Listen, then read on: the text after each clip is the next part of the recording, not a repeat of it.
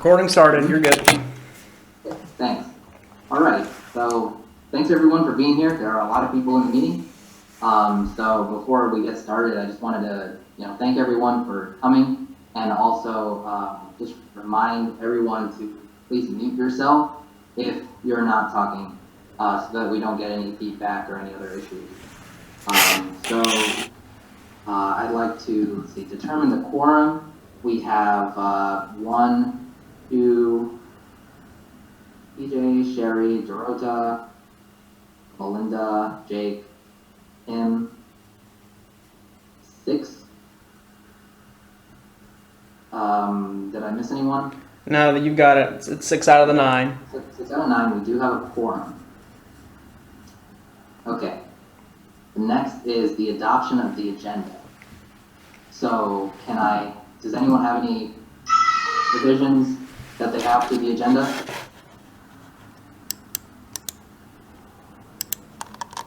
Okay. Hearing nothing, can I get a motion to adopt the agenda as presented? I move to adopt the motion as presented. Okay. All in The favor? agenda, sorry. Yes.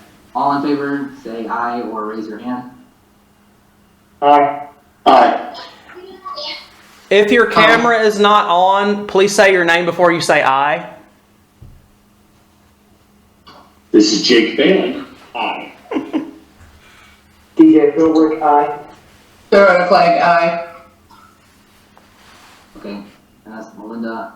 I got 4. Is that enough? Everybody needs to vote. So Sherry and Tim need to vote. Oh, sorry. This is Tim Fincher. Okay, Sherry? She may be having audio problems. I'm not sure. There we go. Sherry Albano, aye. Okay. Thank you. That is everyone. Okay. You're good to proceed. All right, next we have adoption of the minutes. The minutes are in the packet. So does anyone have any comments or revisions to the minutes from the January 7th meeting? Okay, hearing none, can I get a motion to adopt the minutes from the January 7th, 2021 meeting as presented? I will move that we adopt the minutes as presented. Thank you. All in favor, raise your hand or say aye with your name. Dorota Clegg, aye. Tim Fincher, aye. Jake's raising his hand, so he's good. Mm-hmm. DJ says aye. Jerry?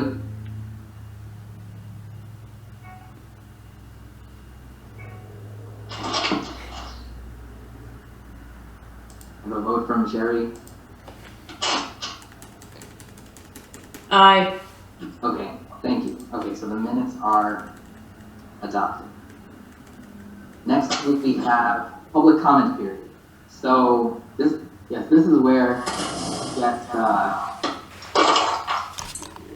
really complicated. So I do want sorry? People weren't muted, so I muted everybody. Go ahead, Rohit. Okay, so I would like to request, if you did send me an email, I did read everyone's email and I've been responding to everyone's email, so I would like to request that if you sent me an email, I will forward your email to the committee, and just for the interest of time, to not make your public comment in this meeting, if that's all right.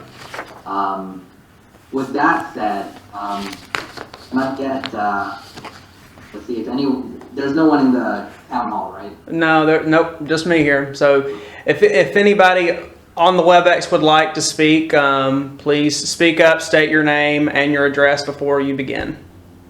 Okay, so do we want to just let people unmute themselves and speak then? We can do as long as it's orderly. Okay, all right, as long as we'll do that for now. If it's orderly, just unmute yourself and state your name and address. And Rohit, when someone begins, just formally recognize them. Sure. Hi, this is Tatiana I. Can you guys hear me? Yes, we can hear you. All right, thank you. You have 3 minutes. Okay, I'm at 9001 Strike the Gold Lane in PDS, and we're a little late to the issue, so, just trying to understand, like, why are we making this change now? I mean, we're a residential area, and so to have commercial, use come into the property, and into the area is a little unsettling.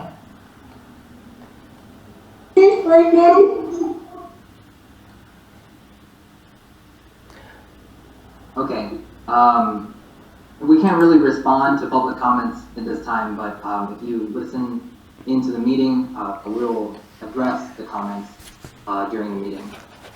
Okay, so you'll take a record of my comments and then address it at some point? Yes. Yes. Can I get your name one more time and your address? Sure, my name is Tatiana I, and my address is 9801 Strike the Gold Lane in PDS. Okay. Okay. Thanks. Does anyone else want to make a public comment?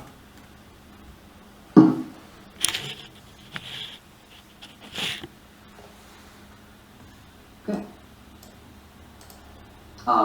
Hearing none, then we will move on into the agenda, and I would like to. There's another, I'm sorry. This is also a resident from Providence down south.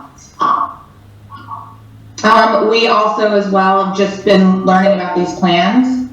We also too share concern over the commercial property being built right across from our neighborhood in this residential area. We have significant concerns over traffic, the overpopulation of schools. There's a number of concerns, and feel that it is going to tarnish the beautiful area that we currently live in.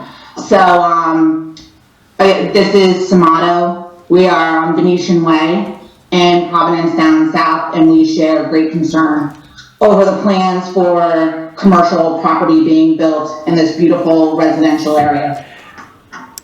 Can you state your full name one more time with your full address for the record?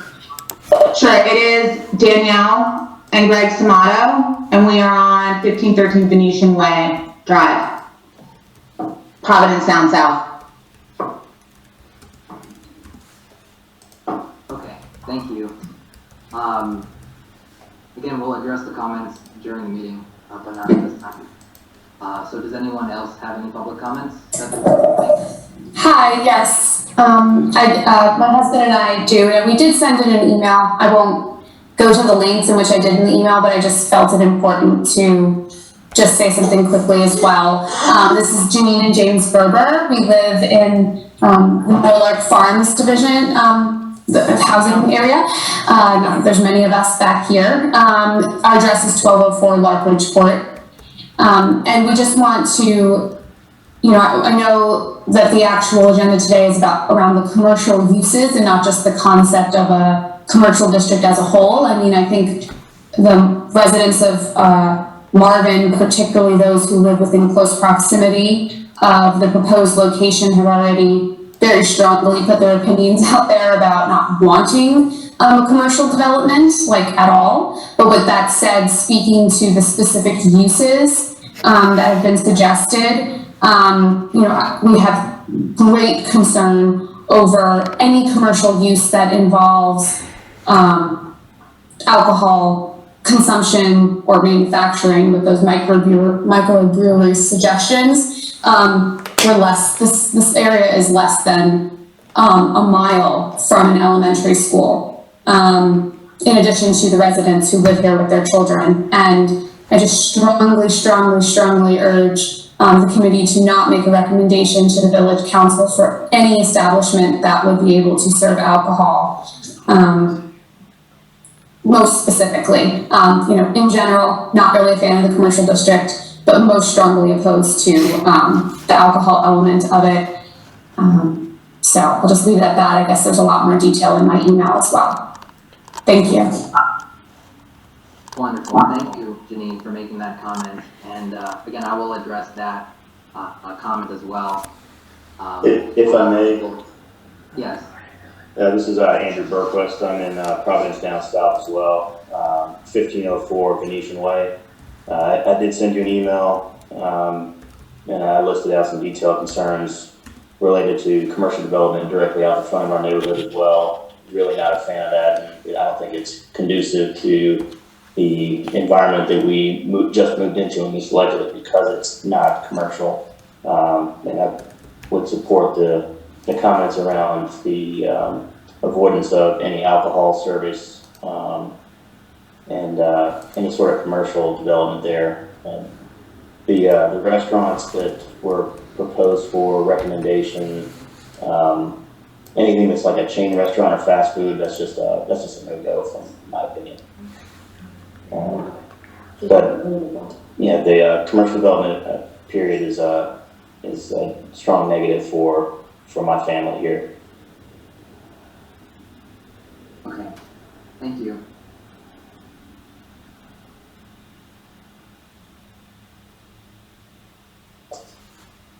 Hey, Rohit, it's Christopher Smith. I'd like to. Hi. I'm Christopher Smith. I live at 212 Cattle Ridge Road. I will go out on a limb and say I'm against the proposed development, especially echoing a couple of my neighbors that have spoken already, that any use that provides alcohol or serves alcohol or manufactures it is, I think, problematic for a neighborhood like Marvin. I also recall I think it was last May, someone put out a list of proposed uses that were, if I recall, allowed by ordinance, and it mirrors the same list that the committee is considering now. So I think it's well established that this was just going to be part of the deal. So I wanted to just put my 2 cents that it seems a little bit incongruent with the Marvin's heritage. Thanks.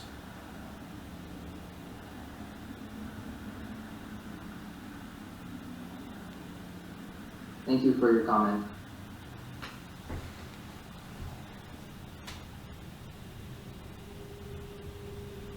Is there any more comments?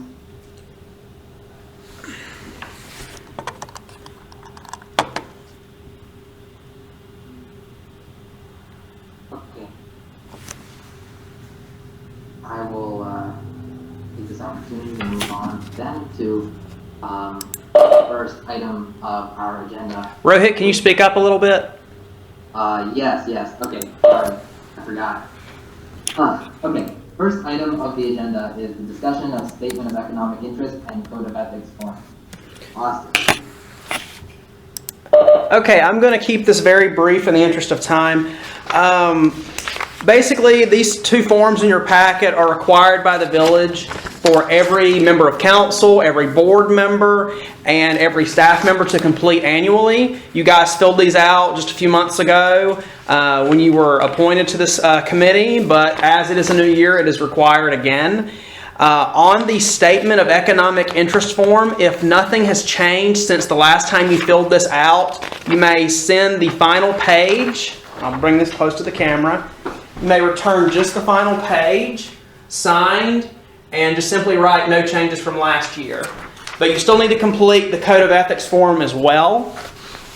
One thing I did want to go over really fast is after the last meeting, we received questions from committee members in regards to when is the appropriate time to recuse themselves from a vote. And so I want to just briefly go over that.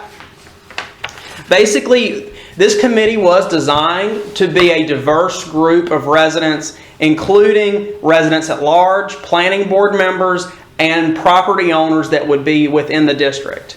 And so you all are supposed to be on this board in some form. Whenever we are talking about an issue that directly affects you, especially in regards to finances or to where you cannot be neutral, or be open to debate and discussion, that is a moment where you need to ask the rest of the committee to be recused from the discussion and not vote on the matter. Does that make sense? I'm going to add also that if there are decisions that affect the district as a whole, that would not be the time that you need to recuse. Rowan, I'm sorry, can you speak up a little bit? Okay, yeah. So the idea here with the Code of Ethics is that if there are decisions and discussions that affect the district as a whole, then you do not need to recuse yourself. But if there are decisions for some reason that are being discussed about specific properties, like calling a property out and it happens to be your property, then you'll have to recuse yourself. For example, Hey, if we're, Rohit, sorry, Rohit, this is Jake. So can you, just to give me some context, in the past, we've obviously spent a fair amount of time talking about our property. Should I have recused myself in those moments? No, it's when we're making a decision, like a design decision that pertains to your property. Like clearly everything we're talking about in this district affects both the properties in the district and next to it and the whole village. Okay. We're talking about, like, if for some reason we're talking about your property and making a decision that affects your property because of Code of Ethics, you should recuse. Got it, okay. good example of that would be if we're talking about setbacks for Will's property. Since 3 Pond Acres abuts that property, it would be appropriate for both Will and Jake to recuse themselves. That's a good example.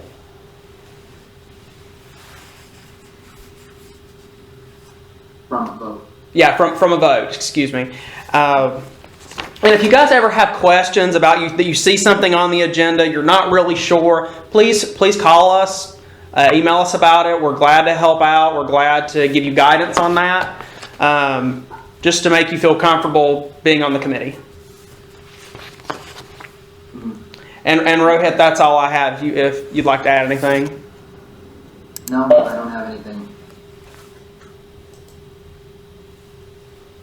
If no other committee members have anything else to add to this, just make sure you submit your form to Austin, and we can move on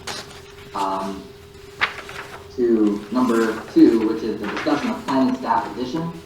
So I just wanted to, I thought that we would be introducing our new planner, but we're not ready with that yet. So essentially by the next time, I'll be introducing a planning assistant. So I'll just kind of skip over that item and move on to the next item, which is the discussion of the Development Finance Initiative, DFI, final draft report on economic feasibility. Okay, so I'll give a brief introduction to this because a lot of people are here for the first time. Essentially, we have hired DFI, which is a group out of UNC, to take our concept of a low-density, rural feeling downtown with a lot of open space and ask this major question, which is a low-density commercial district even feasible? And so I will be screen sharing in 1 second, and I'm going to kind of breeze through this PowerPoint. We just got it finalized today. So I'm going to go really quickly through it and send it to the committee members after we have a final version. This is, in fact, the final draft. Okay. So, again, DFI is, okay, so first of all, can everyone see my screen and hear me fine? Austin, can I get a thumbs up or something? Because I can't. Okay. Yes. We see you. Okay, so Development Finance Initiative is a group out of Chapel Hill. They work in a lot of different cities across the state, and they basically do feasibility analysis of developments. And so we hired them to do full analysis of both whether our low density downtown idea would be feasible from a market perspective and from public and private investments perspective. And that's their model, but we really only ask them for a preliminary analysis, although they do the whole spectrum of they'll guide municipalities from start to finish if we wanted them to do that. So the scope of this project here is to compare regional rates of commercial and residential to the densities that we've provided in a previous meeting. And we had 3 scenarios.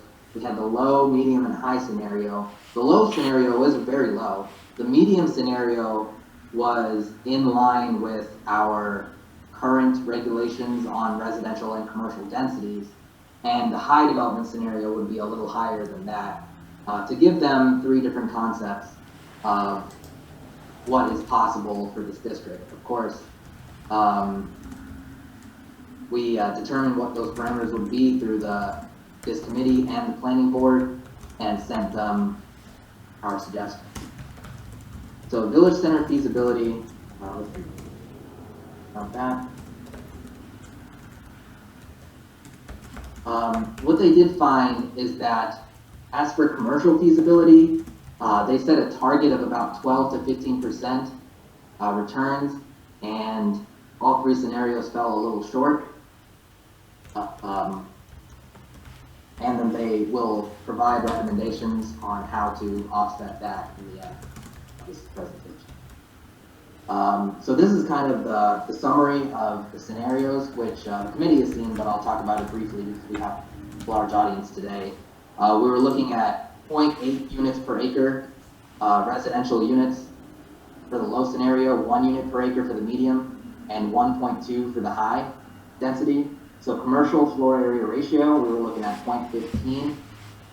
That's square footage of commercial for the acreage of the area, and then 0.2 for the medium, 0.25 for the high. And we were looking at plenty of open space, 35%, 30%, and 25%. And then a constant 1 parking space for 250 square foot commercial. These are all really low densities in terms of the densities of commercial development that you see in Charlotte and Birkdale, Waverly. Like this doesn't come close. Even the high density model is kind of peeking into strips, but the medium and low density models, you would see house-sized commercial establishments. So they did a little bit of an analysis of where the infrastructure would go. These are the properties also that would be considered for this development, where the purple is commercial and mixed use, where we may consider residential on top of the commercial, but probably not. The council is really not leaning towards having residential over commercial. We have residential in the yellow areas. Okay, I'm muting people.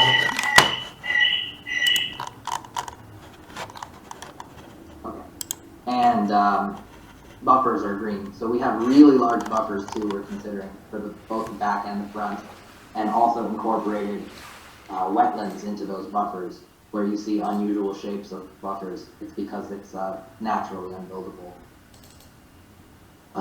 And so this is the outcome of the density. So they took the actual areas that were available and then calculated how many residential units and commercial square footage would be, and they split it up into the east node and west node. The east node was on the Marvin School, Waxhaw Marvin side, and the west node is on the other side. And I'll, again, we'll have this PowerPoint up. This is the final draft. This is not the final version. So I'll have this PowerPoint on the website for anyone to look at it in more detail, because if I read everything off the PowerPoint, it would be difficult. But this is the kind of the important part that we would talk about, which is the feasibility of both the residential and commercial sections.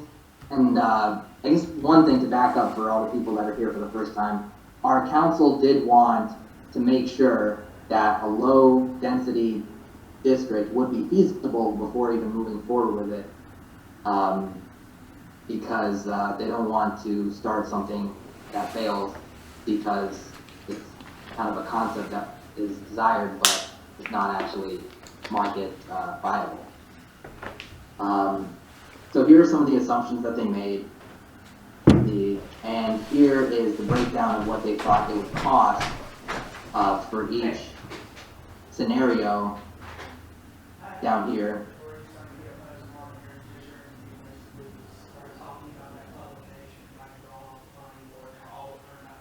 Not entirely sure if you can see my cursor. Trying to also highlight. So those are the development costs on that side. And these are the returns. They said here again, they said the returns are 6, 7, and 8 for the low, medium, and high, but developers shoot for 15 to 18%, so it comes out low. Here are the development costs for the west side. And here are the returns for the west side, again, 5, 6, and 7. So it is in the black, but it's currently lower than what developers would be interested in starting. So they're yes. Please distinguish that that's not Marvin's cost involved in this. Right. This is, so far we are in the commercial developer side of the cost. And this is the overall program, not that one property owner is putting out 11 million, it's the overall program. They're saying if everything was developed at the maximum density, then these would be the costs to the developer. To the developer, not to Marvin or Village of Marvin. Right. I'll get to the public costs in the third section. So we have the commercial, we're in the commercial section, and then there's a residential feasibility section, and then the public investment section. So they're saying to increase the feasibility for developers, they're suggesting to either increase the allowable density or decrease the open space requirements. I don't think that either of those would fare well, but their other avenue of suggestions were instead to consolidate the developments and the open spaces so that each developer wouldn't be required to set out 35% of the land, and instead they could focus on development, and we may acquire large pockets of land to offset the cost for developers. So that's where public and private partnerships comes in for both the parking and the open space. Now we have the residential feasibility section. So this is basically a summary of the low, medium, and high residential output. We're still looking at, there's a total acreage here of 125 acres. So even in the high development scenario, it would be less than one housing unit per acre. But in any case, here are their assumptions for costs and the return expectation, 12 to 15%. Here are the total developer costs for both the east and west nodes. The west node would have most of the housing, as you see in the map, where the yellow sections are. And finally, here is the returns. So unlike the commercial section where all scenarios were in the black, but could be more in the black, there's a statement here that they think the low density scenario, which is 0.8 units per acre, low density scenario is in the red for the west side.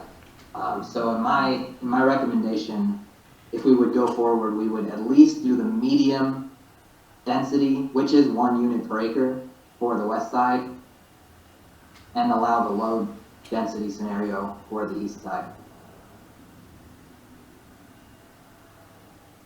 Again, their opportunities for financial feasibility are again to increase the allowable density but decrease the open space. But in the interest of preserving the land use plans, values, we might have to seek other ways to make this project more feasible for developers. Design factors rather than maybe partnership opportunities.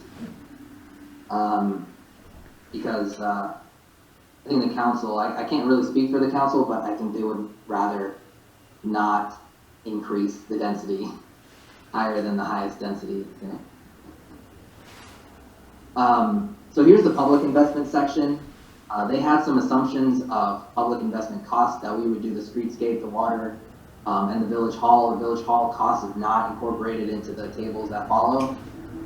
But then we have the water line extensions, and I'll kind of breeze through this part to come to the point where we get to this table, where these two tables. This is the east side and the west side section. So we have this concept where we would impose a special taxing district on only these properties to generate revenue from whatever gets built here. That is going to be a higher rate than the rest of Marvin, so that we wouldn't put a financial burden on the entire village. And so in the east side, the public investment comes out in the red. The west side, it comes out in the black. And while it does look like there is a pretty significant difference on what is in the red on the east side and the black on the west side, we did also get $1 million grant from our regional transportation organization to improve the streetscape in this area. So it does balance out. If we were to do the medium density for the west side, as I said before, we're trying to do the lowest feasible density. So if we do the medium density for the west side, which is 1.4 million, and then the low density for the east side, which is 2.4 million, and we might have to cut costs here and there to make it exactly a wash, minus the 1 million that we got from the regional organization. That is break even for the public investment.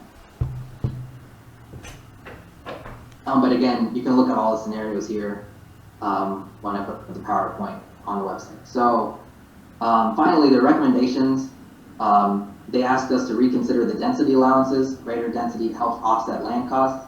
Again, I think we should also look at other approaches, because density is hard to digest even for people who do want this district. Consider a phased approach, which would reduce upfront costs, reduce full costs of risks, and consider other public participation strategies.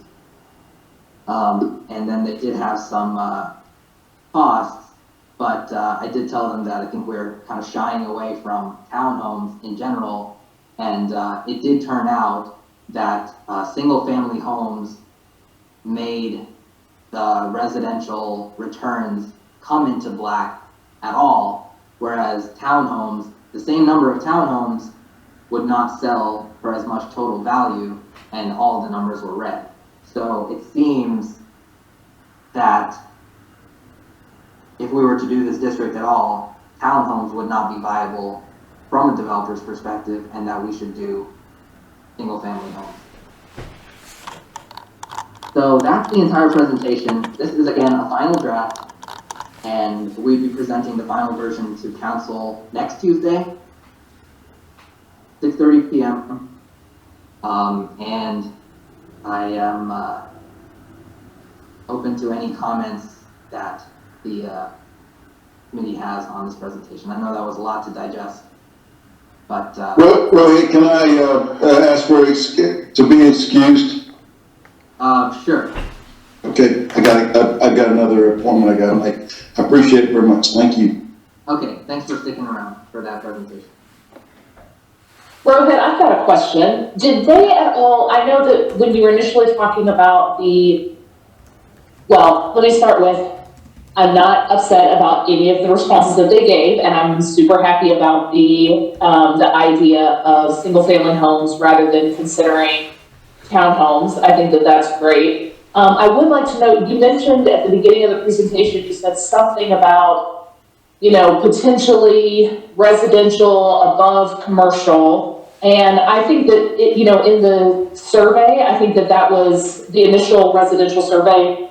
What was that, fall 2019? I feel like the pandemic has made my timing a little off, but I think that was fall of 2019. I think everybody in that one was pretty against it. And I think that, planning board and even this committee, I think that we've all kind of nixed the idea of any residential above commercial. And I think that's important to note, especially given the large audience this evening. I don't think anybody's interested. And then the question that I have, though, is when we were talking about the west side before, there were comments made about that potentially being limited to a 55 and older whatever. They didn't say anything about that, did they? They just said single family homes. Did that not go into the feasibility? Because I know we talked about that decreases the impact of schools. I'm just wondering where, given that this is what they do, where did they stand on that? Right, they wouldn't have assessed that age-restricted properties because that doesn't affect this. The school system doesn't affect the district alone.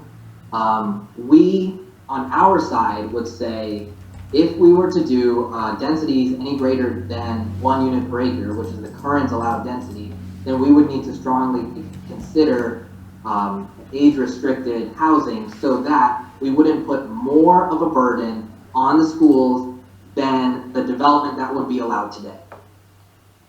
Got it. Okay, that makes sense.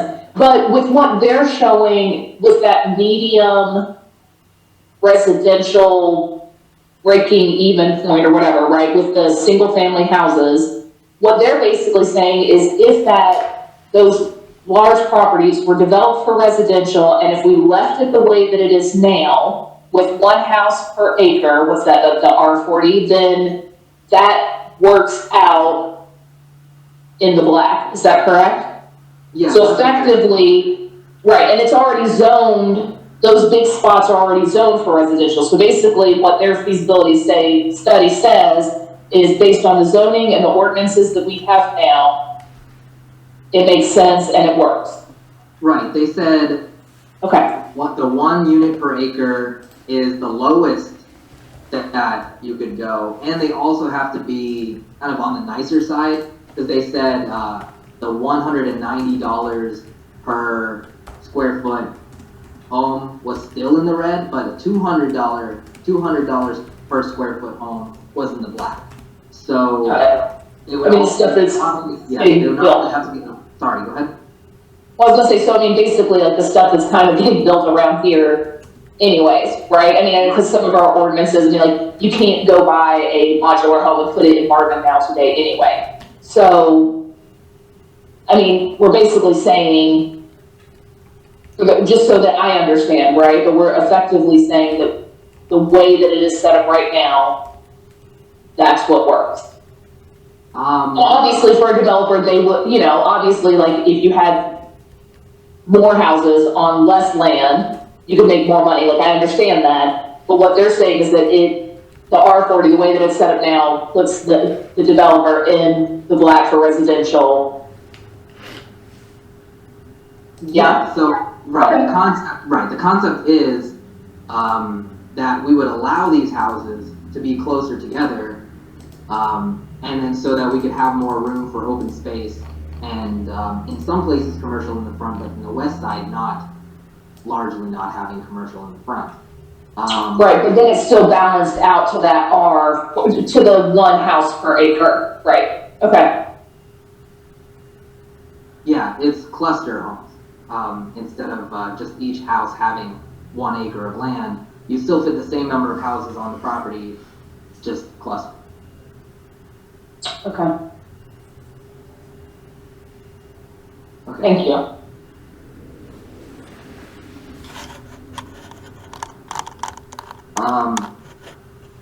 So, are there any other questions about the presentation? I think I'll also invite anyone, if you look at the presentation later, which I will send out to you all and put it on the website so anyone else can look at it. feel free to send me any emails that you have if you have any other questions after tonight's meeting. I just have a quick question. This is Rhoda Clegg.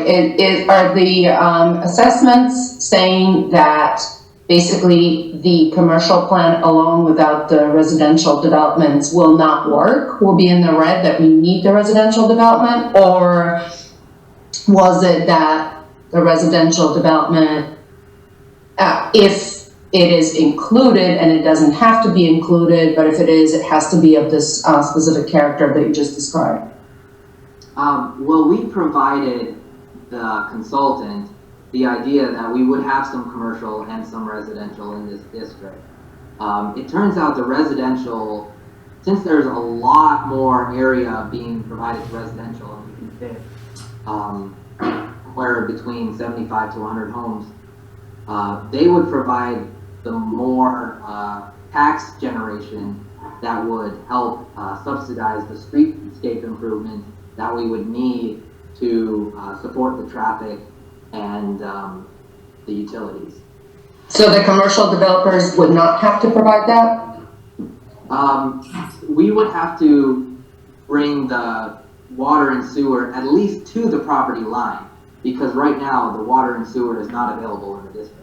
So for us to bring at least to the property line, and then the developer to bring it into the property and attach it to the buildings, we would have to contribute, and that tax district would be how we would contribute to that. The tax, again, that district, that special tax district would be applied to only these properties. But the residential property is the big generator for this these utilities. Got it, thank you.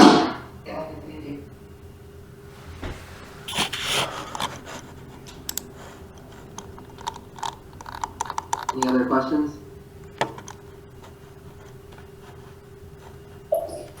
Rohit, it's John Computer. Just maybe a quick thought or a quick question for you. In terms of the residential development, has the council? Yeah. Sorry, I have to stop you there. Sure. The regular, like the general public shouldn't comment during the meeting, but if you would please just send your comment to me in an email, and then I can address it that way. Sorry, that sounds really rude, but that is kind of meeting protocol here. No problem. My apologies. Thank you for your understanding. Rohit, I ended up with one more question.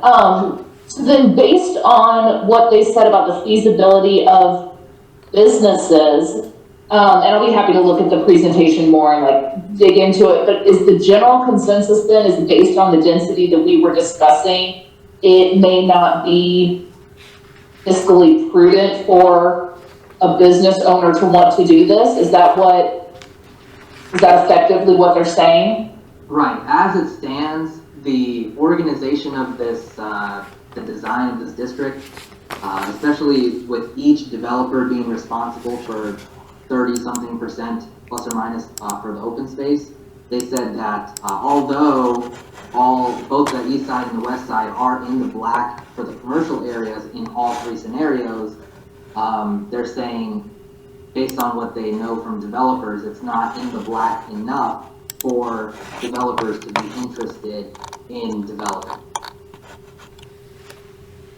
But there are strategies that can offset some of the base costs to increase that return percent that we'll have to determine as staff, at a staff level in coming months.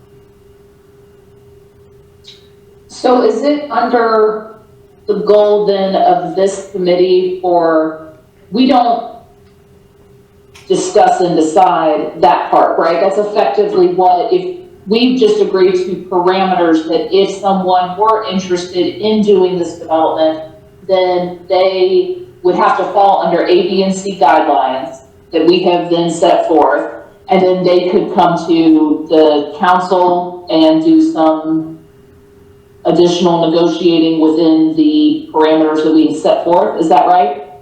Right. In general, this committee will help determine the design parameters of the district.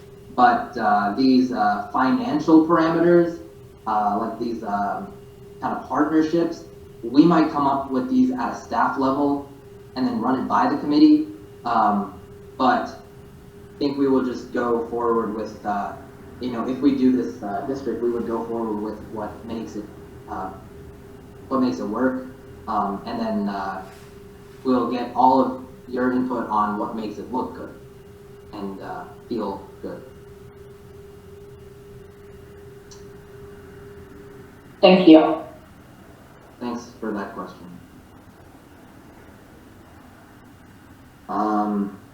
Okay, so if there are not any more questions, again, I'll put out that presentation, not immediately, but after we have the final version of it, which will be in about a week. So if there are not any more comments, I'll move on to the next agenda item,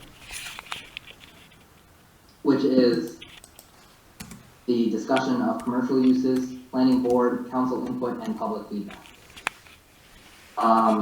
Okay, so a lot of the residents here on the call are waiting to hear what happened. I did present the list of commercial uses suggested by the committee to the planning board. The planning board thought it was a good list, but that there should be some more utility type uses in order to make the district more holistic. And then I presented both the committee's list and the planning board's additions to the council. And the council said they want to put this list out to the public before making any decisions on it.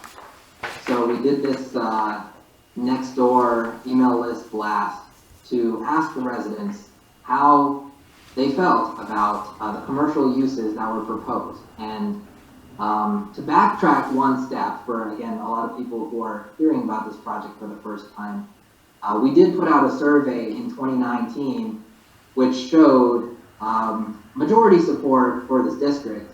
People don't want commercial anywhere else by a large margin in Marvin, but there was a little bit of a majority support.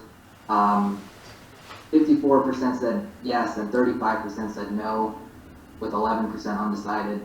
So having that majority support, we did start studying the feasibility and specific design aspects of this district. I'm sorry if you can hear the noise behind me. Okay, it's gone now. And so that's where we are now. The council has not even yet decided that they will or will not do this district. It's a very important undertaking, and so they want to have as much information as possible, including if it's feasible, as we saw from the DFI presentation, and what it would look like and what it would feel like, and the commercial uses are a very important part of what this district would feel like and how it would function. So with that said, there were about 50 people who responded to the solicitation for feedback, and I'm really grateful that a lot of people are in favor or opposed, and they say, very educatedly and strongly, how they feel and why. I did also break it down into Marvin residents and non-Marvin residents, just out of curiosity. And we do have a really even 50-50 split on Marvin residents who support and oppose this district. I just finished compiling that today, so I will also send that out in an email to you all. But some of the key takeaways were, people who are really in favor of this district are excited to see a community gathering space. A place where, it would be cozy and Marvin feeling, and, you have that large open space requirement, and so that you have this place that Marvin can call their, their community center, as opposed to having to drive out all the way to Blakeney or Waverly or Valentine to do anything.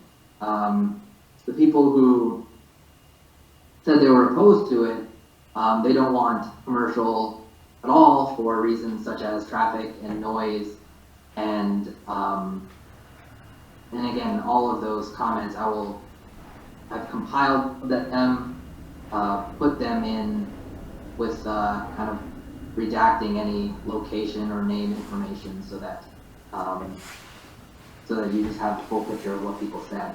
One interesting thing I did see is that a lot of people who were in favor of this district said, but no alcohol. And so that might be something that we would need to consider. They said things like, people who drink, they smoke, and when they drink and smoke, they cause trouble. And so they would be in favor of the district with all alcohol serving uses removed.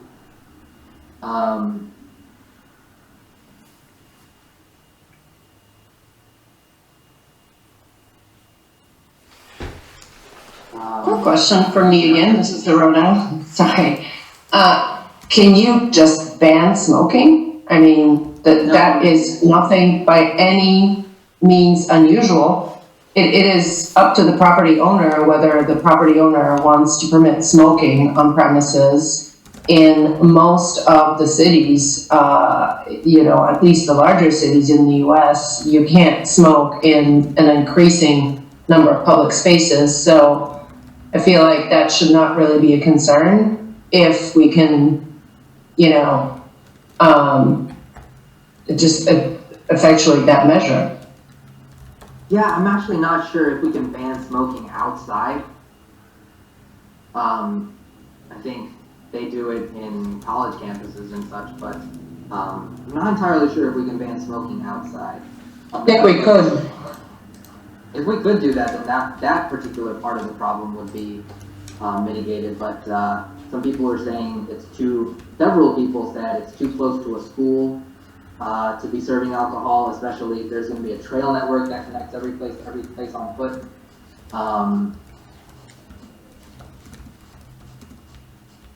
And then some people said, if this is an establishment that I would want to send my kids alone, I wouldn't want this to also be a place where people are drinking. So there was a fairly strong sentiment of a lot of people who both were against and for the district said that they don't want any alcohol sales.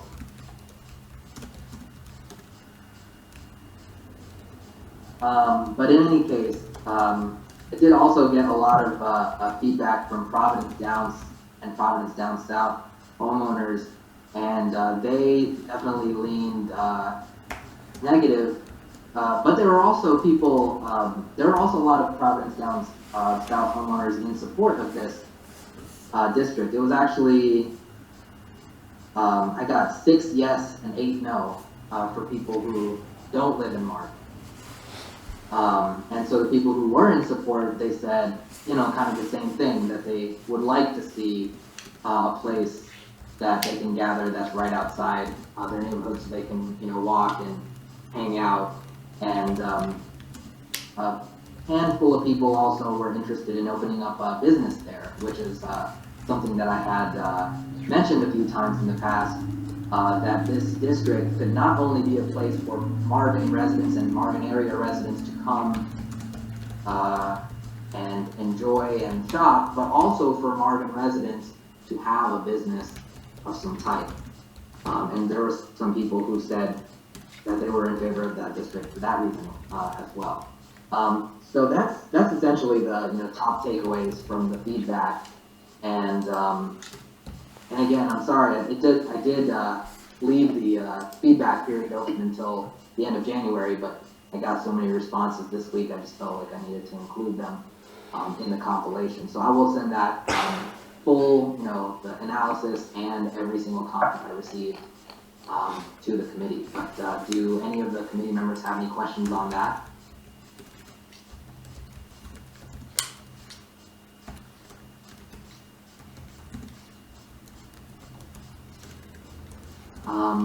Okay, and I hope this kind of introduction here does at least explain.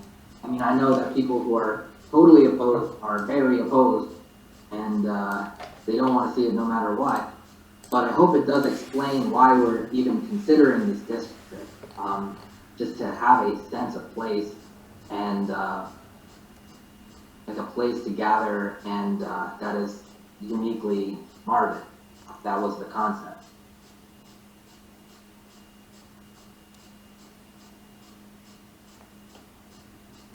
All right then. I will be presenting all of this, the DFI report, the feedback on commercial, and everything to the council sometime this month, either at their February 9th or their February 19th meeting. And I'll let you know in March what the council thinks about it. So if there's no more comments on that, I can move on to the update to the next item. Are there any other comments?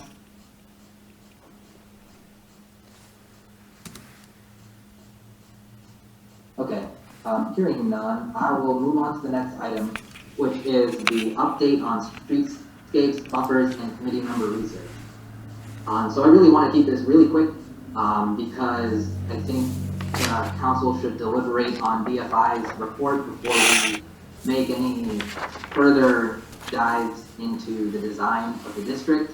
So I just wanted to, again, just continue to invite committee members to send me any designs, that they like, and send me designs that you don't like so that I can have an idea of what not to draw when thinking about streetscapes, like what you see driving down the street, what you see from the back if you live adjacent to the district.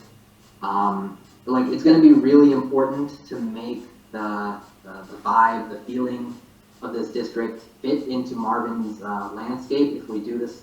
So I really want as many ideas as possible, to both protect adjacent homeowners from not having to see or hear anything that they don't want to, as well as people driving down the street. So that's all. I will just bring this conversation back at a subsequent meeting. But just please, I only got one email from somebody who submitted a very nice streetscape plaza thing. So I hope to see something from everyone by next month.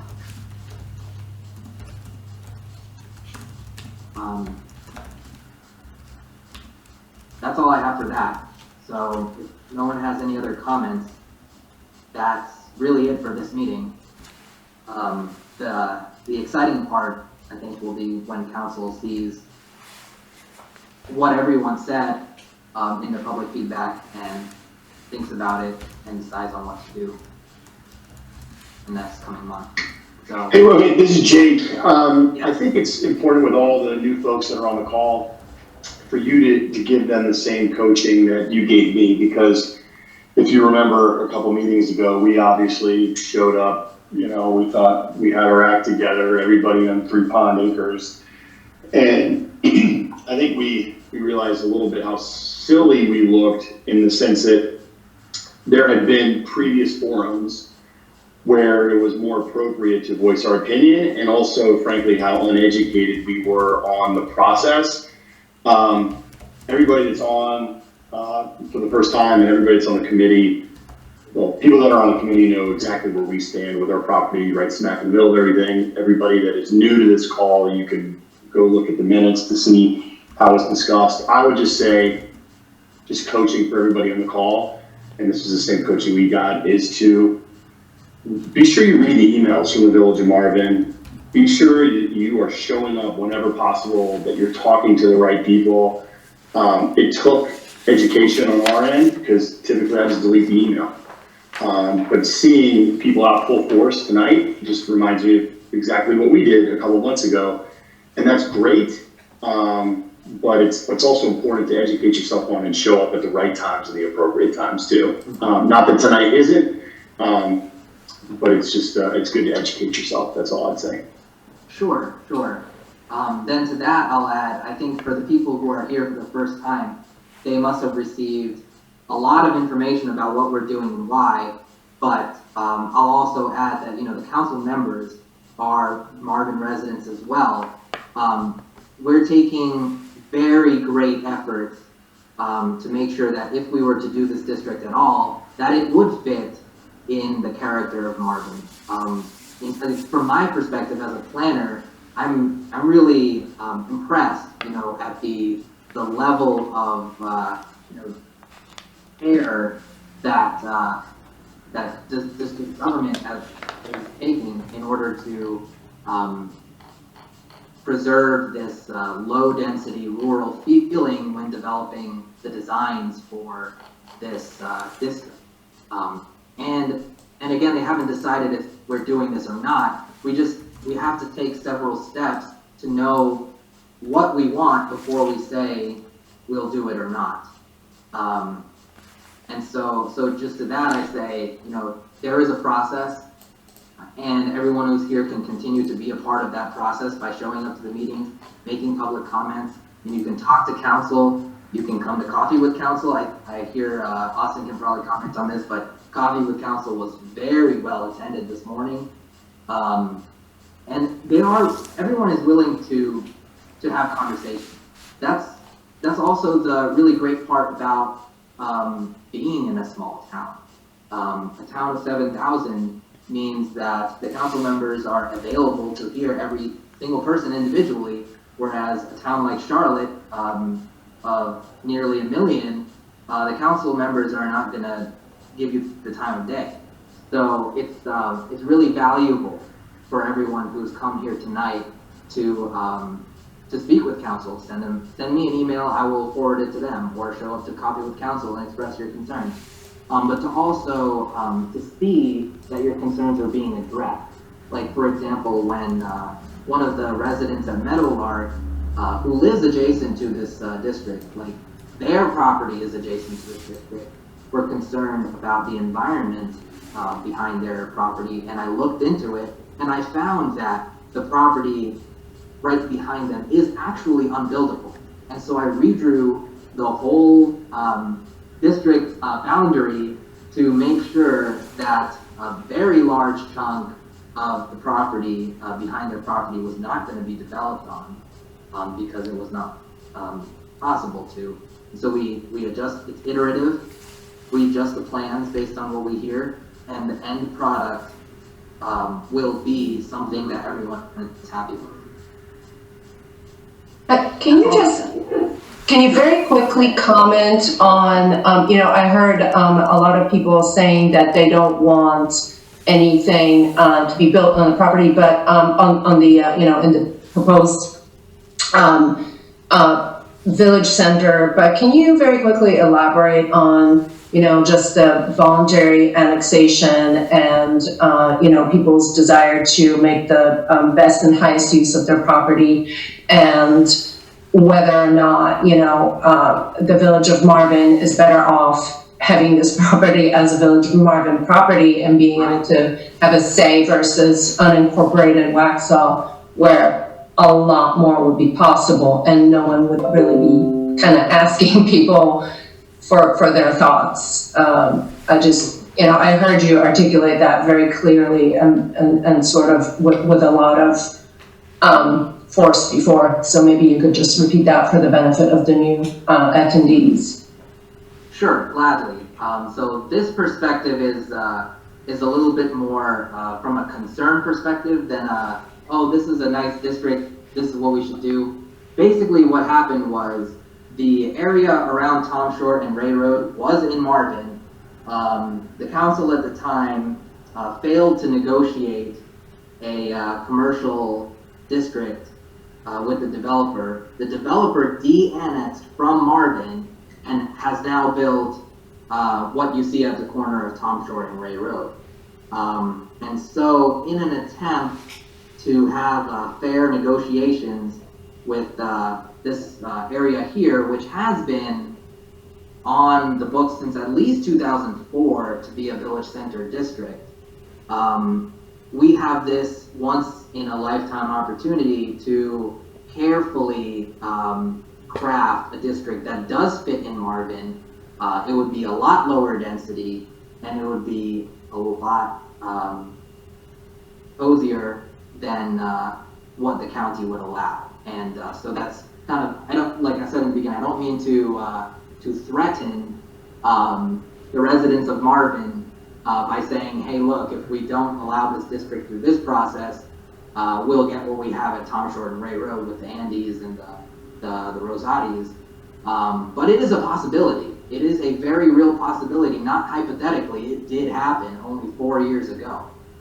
So it is definitely in our interest to create this district through a process that makes it low density and what would be appropriate for Marvin. Does that take? Yes, thank you. Okay. All right, so with that, I think we are definitely getting off topic from the actual agenda item, but I do believe that I have responded to all of the residents' concerns who spoke and gave a pretty good overview of where we're at. Again, feel free to email me, and please continue to stay involved, read the Nextdoor posts and email blasts. You can go on our brand new website, marvinnc.gov, and sign up for our residents list to keep in the know about what we're doing. And come to Coffee with Council if you want to speak with Council. They're the first Thursday of the month at 10 a.m. and fourth Tuesday of the month at 6:30 p.m.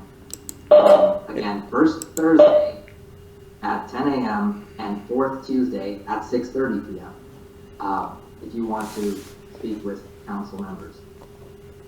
So with that, I don't have any other comments on this agenda item, and if no one else has any comments about the streetscape, then we will move into the next item. I think is just review of action items, which is Austin.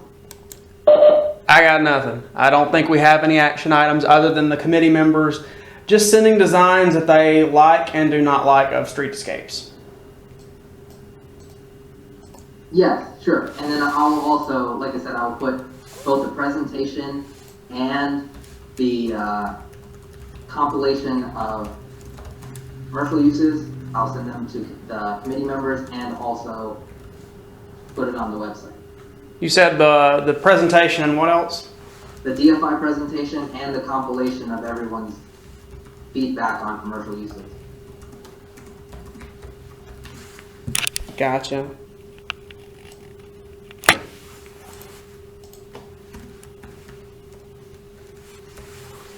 All right, then with that, we move into committee comments, which I will go down the line from what I see on my screen. So, Melinda, you're first.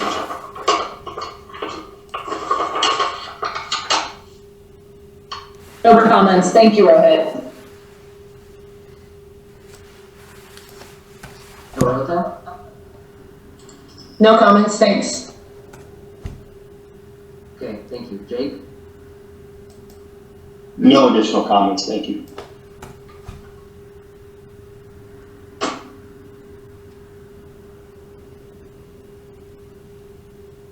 Harry?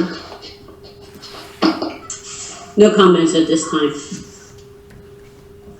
Sam? I just want to thank you, Rohit. I'm looking forward to looking at what the DFI folks did. So you're going to send that to us?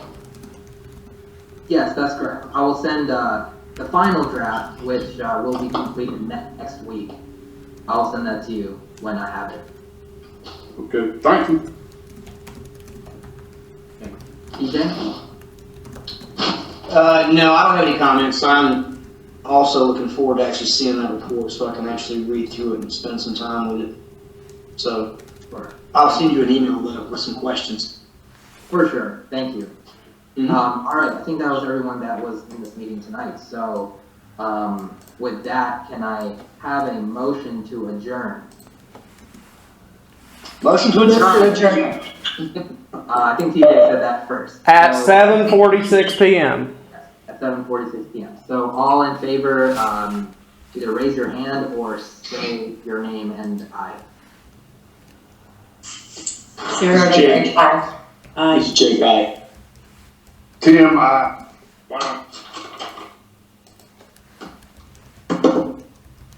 Sherry, aye. I'm Melinda. And this, Melinda, aye. okay, but I saw you raise your hand. I feel like I'm. Okay, thanks. TJ? Aye. Okay. We are adjourned.